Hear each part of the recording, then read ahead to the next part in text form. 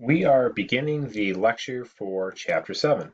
And the main idea of Chapter 7 is trends of the periodic table. So we have this layout here, but one of the keys as far as your success on the AP exam is understanding how the elements are different from each other. We see them all laid out here, and we know that they combine in different ways, but we know that they behave differently. For example, we know that fluorine is really reactive. Oxygen is really reactive. These guys, we tend to know they gain electrons really well. We also know that they're non-metals, and that these guys over here on the periodic table are metals. Why? Why are they different? We know that these guys tend to lose electrons, and we like to say that, well, they just want to lose electrons because it gives them an outside edge of 8, and they just want to have 8 on the outside, so they just want to lose electrons. It doesn't make any sense. If these have positive nuclei and electrons are negative, these guys want electrons. Then why do they lose electrons? So these are some of the ideas and concepts that we'll eventually dig into as we're moving through the chapter. First, let's begin by using a definition of something that will come in handy and we'll talk about all the time. It is effective nuclear charge. And the first time we have mentioned it, effective nuclear charge. This will come up again repeatedly. So what is it? Well, it is the attraction between an electron, so any electron on the outside, valence electron, and the nucleus, where all the protons are. So protons are positive, electrons are negative. As far as a simple idea, trend, this will increase, the effective nuclear charge increases as the positive charge of the nucleus increases, or as charge increases in the nucleus. So as you start adding protons to the center, so for example, in any given row, start with sodium. As we're moving across the periodic table, we've got 11 here, but as far as the row goes, 1, 2, and as we're moving across the row, we're adding more and more protons to the center. So this gives us a little bit of an idea of why sodium tends to lose electrons readily, and chlorine tends to gain electrons readily, because the effective nuclear charge is increasing going across. So this loses it fairly easily. This loses 2 electrons fairly easily. This will lose 3 fairly easily. And this usually doesn't do either one. It kind of shares, doesn't lose, it just kind of shares electrons. But now we get to a point here, based on the number of protons coming in for phosphorus, it tends to gain 3 electrons. Sulfur tends to gain 2. Chlorine tends to gain 1. Argon doesn't gain any or lose any. It's got 8 on the outside, and there's a reason behind it, but we won't get into that right now, that it doesn't tend to gain or lose. But it does have 8. It has a full octet. It's neutral. Doesn't gain or lose. Okay. Now, and again, another way we can refer to this, Z is for the effective nuclear charge, or nuclear. Actually, Z is referred to as the atomic number. But when you put this in here, Zeff is considered the effective nuclear charge. And what it is equal to is Z, which is the atomic number, minus S, which we will refer to as shielding. So let me give you an idea of that. If we pull up our periodic table here, and again, so we're saying Zeff is equal to the atomic number. So for example, aluminum, atomic number is 13. The shielding, as far as the 3 electrons on the outside, it's got 3 valence, 1, 2, 3 electrons on the outside. those 3 electrons are protected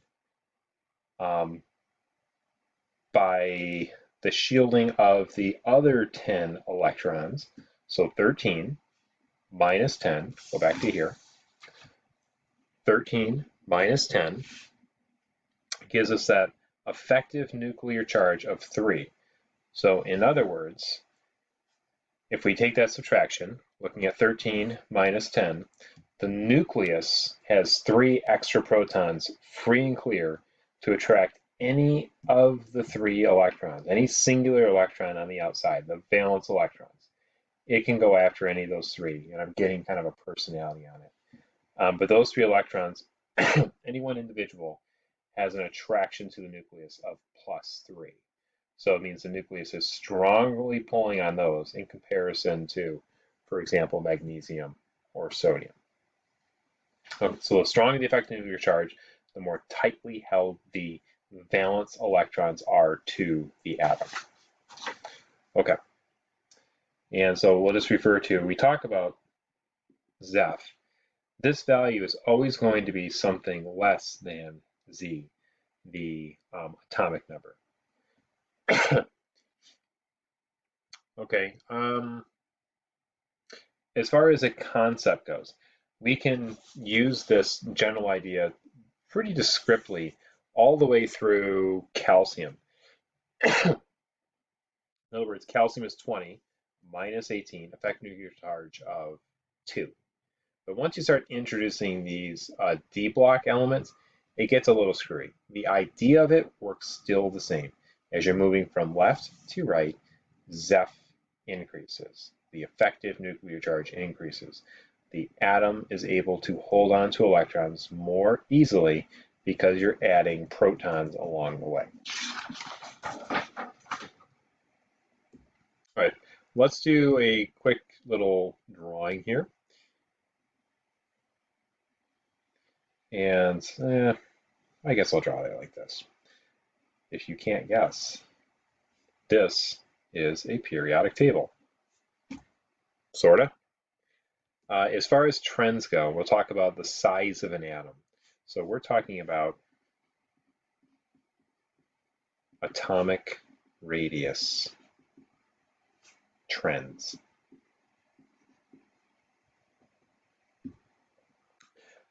We've got an atom up here, okay?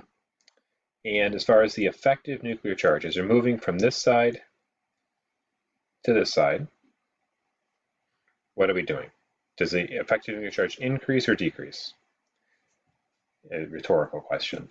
If I have a positive charge here, and I'll just show it like that, to signify this, I will draw a larger positive sign to indicate that as you're moving from the left to the right, you're adding more positives to the center.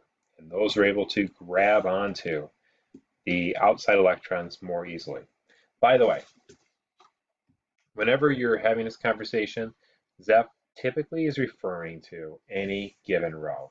It's not a good idea to talk about Zeff going up and down. It's a little more dynamic. There's more going on. The idea is you're looking at a shell, and the electrons on that outside shell. So Zeff is a conversation left to right, only, not up and down. Okay, now if you want to talk about the atomic radius, if we start here, and I'm saying that the nucleus is able to pull on that outside shell, well, what happens to the size of the atom? Do you think the atom is bigger or smaller? So if I'm looking at any given row, and I'm saying sodium and chlorine, which one has a larger radius? Which is a bigger atom? If you said sodium, you are correct. Because as you start turning up the knob on the positive charge, the Zeff going across, that positive charge pulls that outside shell with those electrons. It pulls them in more closely. So as far as the size of the atom, this gets smaller, moving from left to right because of the effective nuclear charge. Now, moving down the table, what are we doing when we go down the table each row? this shell is full. So as you're going from here to here, you're adding a shell. So therefore, the atom is getting larger as you go down. So these are, again, trends. As I'm moving down the table, this gets bigger and this gets bigger as you're moving down. So as far as atomic radius, it increases going that way, but I didn't really draw this correctly here. So the radius, I'm going to say the effect of your charge increases, so therefore the shell gets smaller. So make sure you understand what's going on right here. So this gets bigger, we'll say increases. And because of the effect of your charge increasing, the size decreases. So make sure we're clear there, moving from left to right. All right, let's do a couple examples in the homework sheet.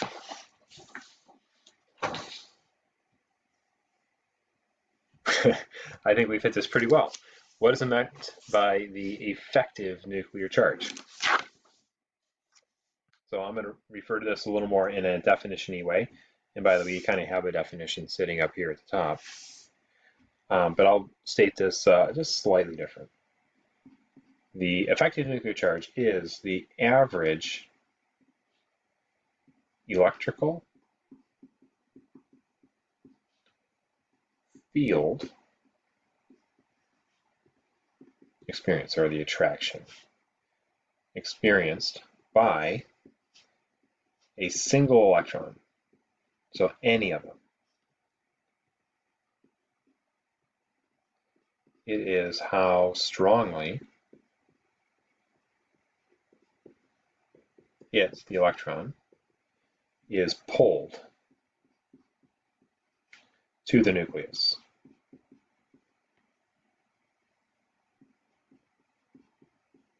All right, that's a good place to end this lecture.